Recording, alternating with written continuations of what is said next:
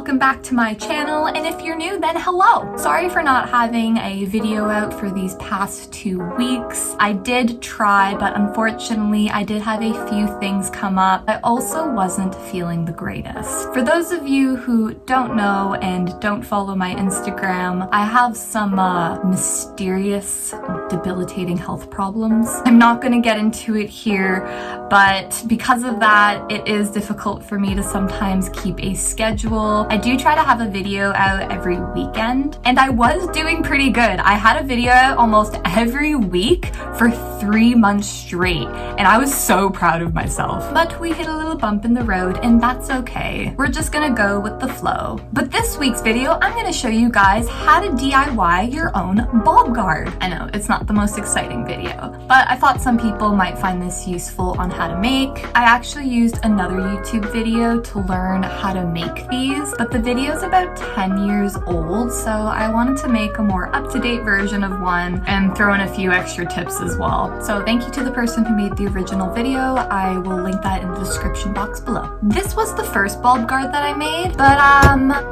it didn't fit. It just barely fits. My measuring was a bit off. Use a proper tape measure, guys. I broke my other tape measurer. I have this bulb guard now that doesn't fit anything, so I guess it's just useless.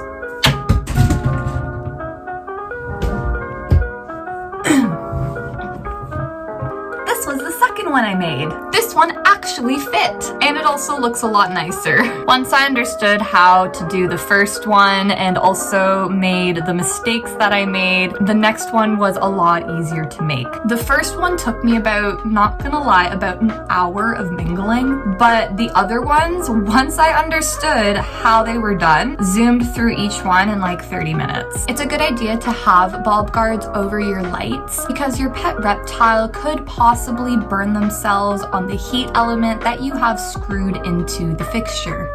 But having a bulb guard over your heat element will help to protect your pet reptile. Bulb guards that you can find online and in stores are around $20, but there's some that are a little bit more expensive, around $50. I just had some old chicken wire laying around that I had no clue what to do with. So guys, this is easy to do. It's not hard to make at all. It doesn't take that long either. It's functionable, it works, and it will save you money. And you can also feel proud of yourself that you made like a really cool bulb guard, all on your own. If you like this video, then be sure to let me know by giving it a thumbs up, leaving me a comment down below, and hit that subscribe button if you want to see more updates and videos like this in the future. Well, I think that's all that really needs to be said. I think we're ready to get into the video. So without any further ado, let's get into how to DIY our own bulb guard. Now, there's actually very few things that you need. Now, the first thing that you're gonna need is some chicken wire or metal mesh wire kind of caging.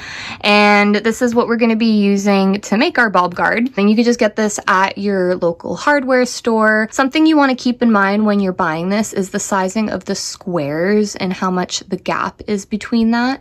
Because if you have a snake or something that's small enough to get through there, that could be pretty dangerous and harmful to the animal and beats the whole point of the bulb guard. I was worried that my Puebloan milk snake might be a little small and possibly fit her head through this, but I took a good look at her and her head's too goddamn big. So next you're gonna need some wire cutters because we're gonna be cutting this to size. This is kind of optional, but I would say it's more comfortable to use some kind of bullnose pliers because we're gonna be bending some of the wire pieces into shape. Then we have some measuring tape. This is probably not the best measuring tape to use. You should probably use the hard ones that don't bend like this. This is for like clothing and stuff.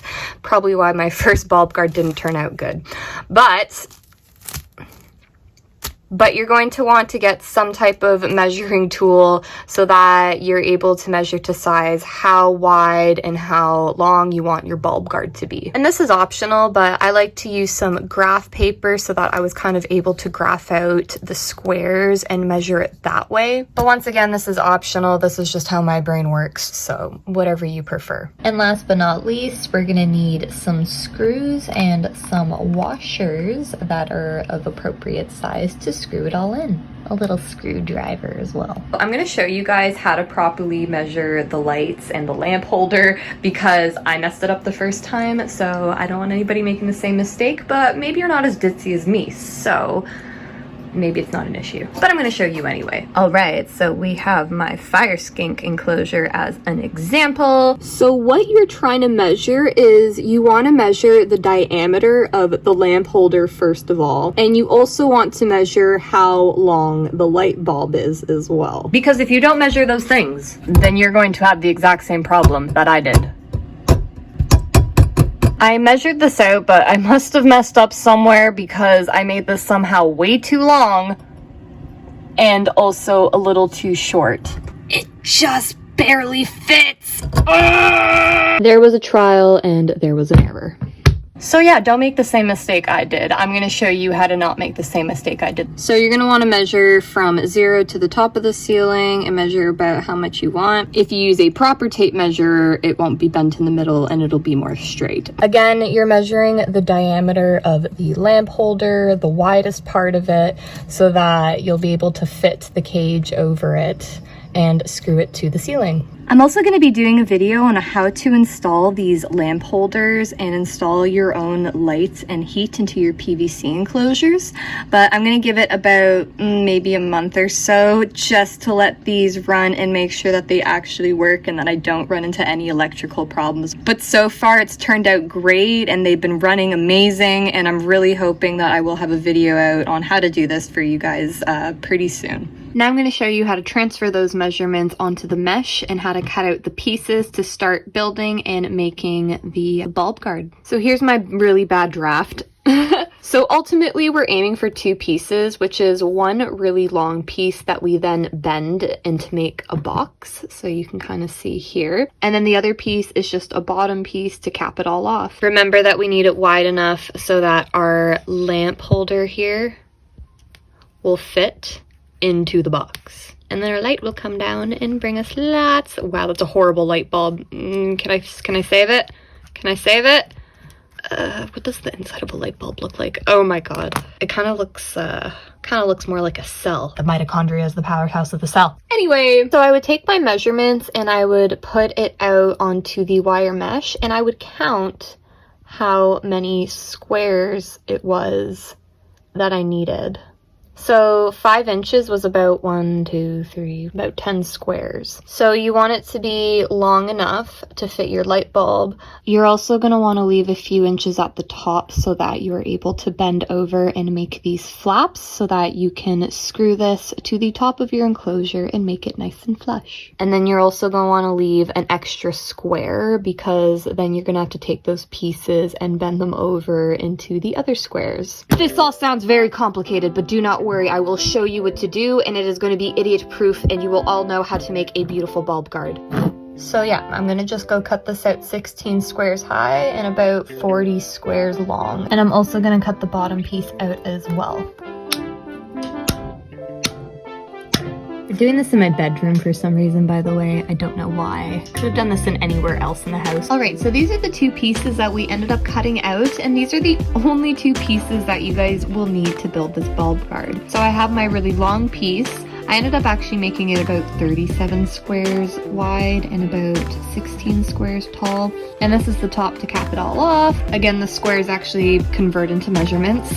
Now, something I want to note here is that on one side of the long strip, you're going to want to leave some, I don't even call this teeth. And you're going to want it like this only on one side, lengthwise and widthwise. As you can see, I don't have it like that down here, and I don't have it like that over there. That's because these are the pieces that we're going to be taking and bending to keep everything into place. Now time for the fun part. So with our long piece here, we're going to want to fold it in 4 separate sections equally. I have one here that you can see that I've already started to bend into shape. I have it about 9 squares on each side. You're going to want to make sure each side is equal, obviously, to make a perfect square. You bend it into place, and then you can start to see it come together now. So you're going to want to fit these squares onto these. So you're just going to take it and line it up And then there you are.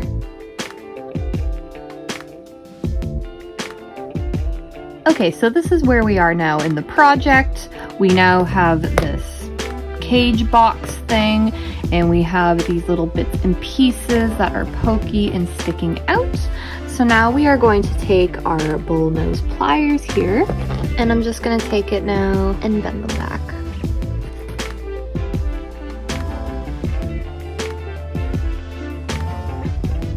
You're gonna do this for the whole row all the way down.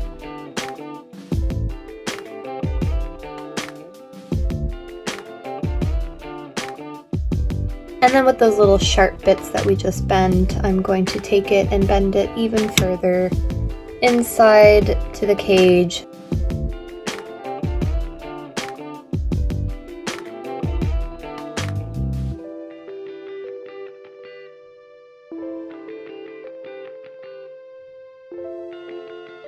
Wow, it's actually starting to look like a bulb guard now. But there's still a few more things we need to do. We need to still cap it off at the bottom, and we need to put the flappy flaps on. Okay, so now you should have a contraption that looks like this. Now one of the sides should be pointy and have this exposed, and that is going to be our bottom. So you're going to take the piece that we cut to size out here, and you're gonna just fit it on top so that it's lined up like that. Now, depending on how you cut the piece, you might have these little metal pieces on the inside of the squares, or you might have it on the outside of the squares. You can still bend it into place. Alright, so if your pointy bits are inside, this is how you're gonna bend them. So as you can see, I just pinch it like that, and then I bend it down to pinch it into place.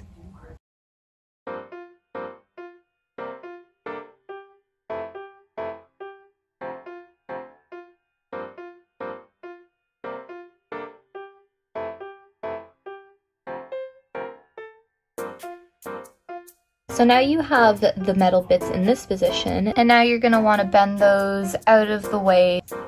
So you're basically just gonna bend them inwards, like that.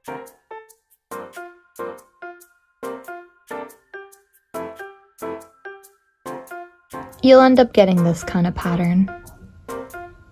For any sharp bits like this and stuff that are exposed, you can just go down with a file. Or what I did is I literally just took the pliers, and this metal is pliable enough that I can just kind of like squish the sharp bit that's not sharp anymore.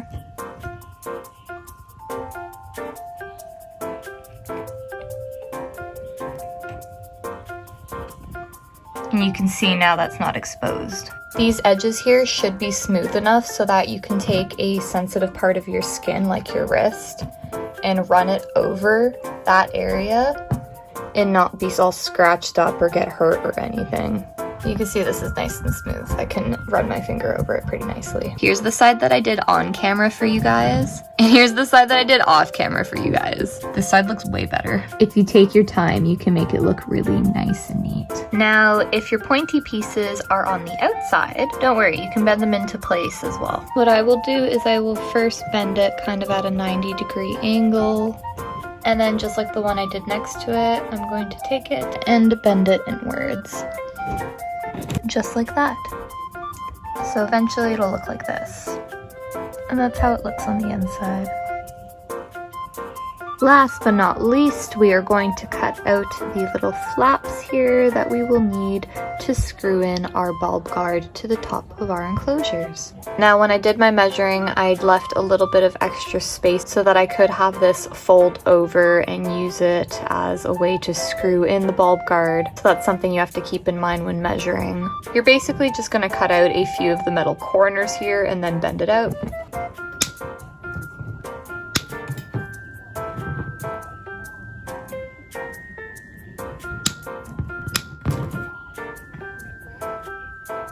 You can go ahead and throw a pair of work gloves on if you're finding this a little bit hard on your hands. So we have our 4 cutout corners now, and then we're just gonna bend these back into place.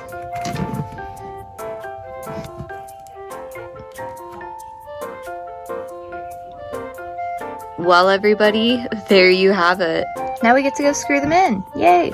So here's the bulb guard all screwed in. I'll show you how I screwed it in. I just used a washer and a suitable size screw to screw it in and lock it into place. It stays up pretty nicely with just 2 screws, so I have just one on that side and one on this side. But there you have it. Well guys, thank you so much for watching this video. I hope that you found it very helpful and useful, and let me know how it goes in the comments section down below. Best of luck everybody, and I will see you all next time.